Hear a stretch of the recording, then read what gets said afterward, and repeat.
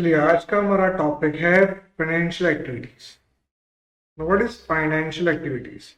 Financing activities. तो एक चीज याद रखिए, मैं वीडियो का ऑडियो चेक कर लूं। हेलो हेलो, हाँ जी। सी एक चीज याद रखिए कि फाइनेंशियल एक्टिविटीज होती क्या है। हम लोगों ने एक चीज नोटिस कर ली थी कि करंट एसेट और करंट लायबिलिटी में कोई चेंज हो तो वो ऑपरेटिंग एक्टिविटी में जाएगा।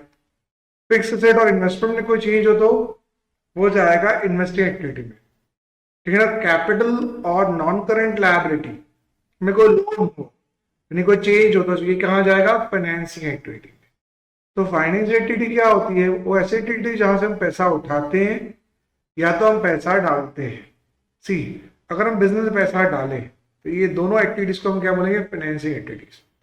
अगर हम पैसा डालें, अगर पैसा डालेंगे तो क्या होगा? लायबिलिटी बढ़ेगी। मान लीजिए कंपनी है, फर्म है। अब फर्म ने अगर मान लो कि पैसा लिया, कैश ली, तो पैसे लौटाने पड़ेंगे, तो इसको हम लायबिलिटी बोलेंगे। तो जब भी पैसा आता है तो आपको वो पैसा लौटाना पड़ता है, तो कैश आएगी मतलब लायबिलिटी बढ़ेगी। और जब भी आप कैश लौटा रहे हो बराबर, तो आपकी लायबिलिटी क्या होगी? कम होगी। आपकी लायबिलिटी क्या होगी? कम। सो अगर आपकी कैश, अगर मान लो कि आप बैंक से पैसे उठा के लेके आए तो एंट्री क्या होगी? Bank account debit to capital to loan. Bank account debit to capital to loan. अब बैंक अकाउंट डेबिट किया, इसका मतलब क्या हुआ? बैंक से डेबिट किया, पैसा आएगा। तो पैसा आया क्योंकि वो पैसा में लौटाना है। मतलब कैपिटल, अगर इक्विटी कैपिटल हो, प्रेफरेंस कैपिटल हो, बराबर, इसकी वजह से पैसा आया तो ये फाइनेंसिंग एक्टिविटी में क्या होगा? पैसा बढ़ेगा, कैश आएगी, सामने लायबिलिटी भी बढ़ेगी। यानी जहां कैश बढ़ेगी तो लायबिलिटी भी बढ़ेगी। फिर रिलेशन है, अगर लोन बढ़ती है तो क्या होगा? अगर लोन बढ़ेगी तो भी लायबिलिटी बढ़ेगी। देखते हैं, मान लीजिए आपका लोन लिया कैश से, तो कैश बैलेंस बढ़ा, तो सामने लायबिलिटी भी क्या हुई? बढ़ी ना। सिंपल सा फंडा है। इसका मतलब ये हुआ कि कैश और लायबिलिटी का रिलेशनशिप सेम रहता है। अगर कैश बढ़ेगी तो लायबिलिटी बढ़ेगी, कैश घटेगी तो लायबिलिटी भी घटेगी। Is that clear? सिंपल सा फंडा है। चलिए तो नेक्स्ट आते हैं। तो ये एरो में ठीक कर दूं पहले। ओके, नेक्स्ट आते हैं। चलिए, अगर सामने आपने कैश और मान लो कैपिटल, कैपिटल या लोन चुकाई तो क्या होगा? लायबिलिटी घटेगी। तो कैपिटल और लोन चुकाने से क्या होती है? लायबिलिटी कम होती है, तो उससे कैश भी क्या होगी? कम होगी। मतलब अगर आप लोन लेते हो या कैपिटल लेते हो तो कैश बढ़ेगी, और लोन दे चुकाते हो पर या कैपिटल चुका दे तो कैश घटेगी।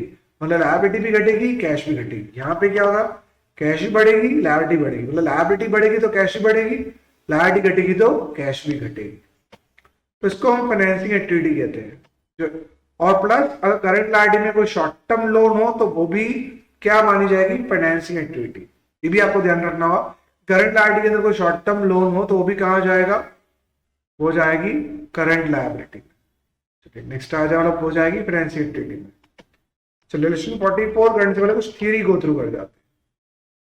सी, व्हाट इज फाइनेंसिंग एक्टिविटीज? थोड़ी थियरी गो थ्रू कर लेते हैं। So financing activity of enterprise are those activities which result in change in size and composition of owners capital and including equity and preference capital in the case of companies and borrowings of enterprise। मतलब जब भी अगर cash से bank balance बढ़ेगा, bank account debit to cash, correct, to capital. और अब अपने आप ही लिख रहा है।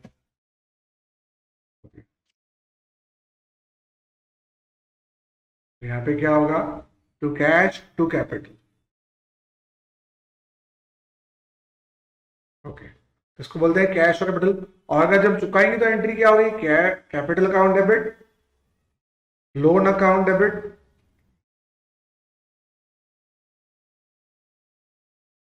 To cash, correct. तो यहाँ पे क्या होगा, अगर बैंक से पैसा आ रहा है तो इन दोनों में अगर कोई चेंज होगा तो फाइनेंशियल एक्टिविटी मानी जाएगी। Not includes issue of shares, जैसे शेयर कैपिटल इशू किया, इक्विटी शेयर भी हो सकते हैं, प्रेफरेंस शेयर भी हो सकता है, डिबेंचर भी हो सकते हैं, कोई लोन भी हो सकती है, बॉन्ड भी हो सकते हैं, शॉर्ट टर्म बोरिंग्स भी हो सकती है, लॉन्ग टर्म बोरिंग्स भी हो सकती है, उनको चुकाना होता है, वो भी फाइनेंशियल एक्टिविटी होती है। Accordingly, receipt and event on account of above items are shown in cash flow statement and cash flow of financing activity. So, cash flow of financing activities is separately shown. It is useful for estimating claims of cash flows by lenders of the funds in future. So, cash flow from financing activity is determined by analyzing the change in equity and preferential capital, debentures and other borrowings. तो जब भी financial activity किसको बोलते हैं, जहां हम ये identify करते हैं कितना इक्विटी प्रेफरेंस कैपिटल में चेंजेस आए, डिटरमाइन एनालाइज चेंज इन कितना इक्विटी आई है गई है, प्रेफरेंस आया है गया है, डिबेंचर आया है गया है, बोरिंग्स आई है गई है। अगर उसको कोई डिविडेंड चुकाते हैं, बराबर कोई इंटरेस्ट चुकाते हैं, तो ये भी फाइनेंसिंग एक्टिविटी होगी। It includes included in financing activity, मतलब अगर आप कोई मान लीजिए बैंक कैपिटल या लोन पे अगर आप कोई इंटरेस्ट चुका रहे हो, सो इंटरेस्ट ऑन लोन, और ये हो क्या रहा है, okay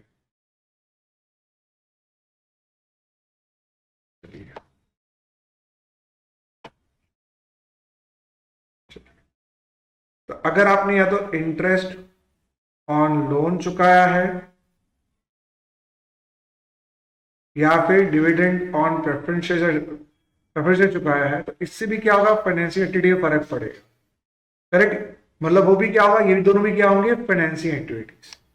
So it is important to note that increase in share capital due to bonus issue is not shown in cash flow statement because उसकी एंट्री क्या होती है, reserve account debit to equity share capital, तो उसमें कोई cash या bank तो आया नहीं है, तो वो कैश फ्लो स्टेटमेंट में नहीं जाएगा। Because the company does not receive cash in case but is capitalization of reserves, similarly conversion of debenture into equity share capital, तो भी कैश फ्लो स्टेटमेंट नहीं आएगा बिकॉज एंट्री क्या होगी, debenture account debit to equity share capital, तो दोनों में cash की एंट्री तो हुई नहीं, तो ये भी नहीं आएगा। नेक्स्ट आते हैं। So when the shares and debenture are issued at premium, cash flow statement shows the total cash received from the issue of nominal value of shares and security premium. So increase in underwriting commission means payment of underwriting commission, raising of capital और debenture, ये सब क्या है, financing activities. Next आ जाते हैं। चलिए next आते हैं। तो क्या फाइनेंसिंग एक्टिविटी में क्या होता है, कैश आएगी कैसे, तो कैश आएगी इस तरह से, आपने शेयर इशू किए, डिबेंचर इशू किए या कोई लोन ली है, तो इससे कैश आएगा और जाएगा कैसे, आपने प्रेफरेंस चुकाए, आपने डिबेंचर्स चुकाए, आपने इक्विटी का प्रीमियम चुकाया, आपने लोन चुकाई, आपने इंटरेस्ट डिविडेंड चुकाया या फिर इंटरेस्ट ऑन डिबेंचर चुकाया या interest on short term loan चुकाई। ये सब क्या है हमारे लिए, फाइनेंसिंग एक्टिविटीज। नेक्स्ट आते हैं।